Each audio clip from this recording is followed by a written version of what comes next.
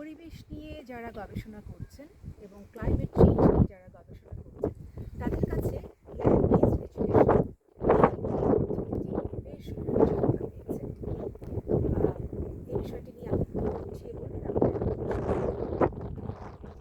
Land based education এটার অর্থ যা দাঁড়াচ্ছে সেটা হচ্ছে যে আমাদের বাস্তব জীবনে যেখানে আমরা বেঁচে থাকি সেই প্রকৃতি থেকে শেখা, সেই প্রকৃতি থেকে জীবনযাত্রা এবং তার উপর যে সম্পর্ক সেটা তৈরি করা। কাজে land based education climate change এবং পরিবেশগত সমস্ত বিষয় আশয় যে জায়গায় আমরা বসবাস করি সেখান থেকে শিক্ষা নেওয়া হচ্ছে। কাজেই এই এই লার্নিংটা, এই শিক্ষাটা সবচেয়ে বড়, বিকজ এটা থেকে যায়, এটা জীবন থেকে বিচ্ছিন্ন করা যায় না।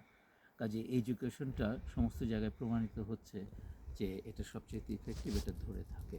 এবং আমাদের তরুণদের মধ্যে এই ল্যান্ড বেস শিক্ষাটা ছড়িয়ে দিতে হবে যাতে করে তারা তাদের সার্বিক জীবনের যে আঙ্গিক পরিবেশ এবং এবং সম্পর্ক সবটা যাতে তারা বুঝতে পারে।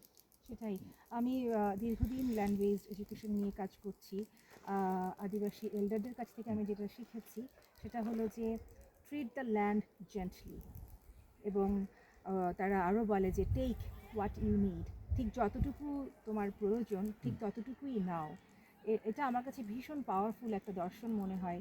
কারণ হচ্ছে যে এই কথার মাধ্যমে যে এই যে সারা পৃথিবীতে তো একটা লোভ, এই যে ইন্ডাস্ট্রিয়ালাইজেশন যেটা হচ্ছে বা ডেভেলপমেন্টাল অ্যাক্টিভিটিস যা কিছু ঘটছে সেখানে কিন্তু আমরা কিন্তু আমাদের প্রয়োজনের চাইতে বেশি তুলে নিচ্ছে, মাটির নিচে যত সম্পদ আছে তুলে নিচ্ছে। তো সেটাকে চ্যালেঞ্জ করেছে, টেক হোয়াট ইউ নিড। তারপর তারা আরও বলে যে তোমার বাচ্চাকে যেমন করে যত্ন করে সম্মান করে ভালোবেসে বাচ্চা রেইজ করো, ঠিক ঠিক সেই ট্রিটমেন্টটাই ল্যান্ডকে দাও। কারণ সম্পর্কটা তো ওই রকম যে এটা it's a relationship of love. তো এবং এই ডিপেন্ডেন্সিটাও ল্যান্ডের সঙ্গে ওইভাবে জল বা মাটি সব কিছুর সঙ্গে।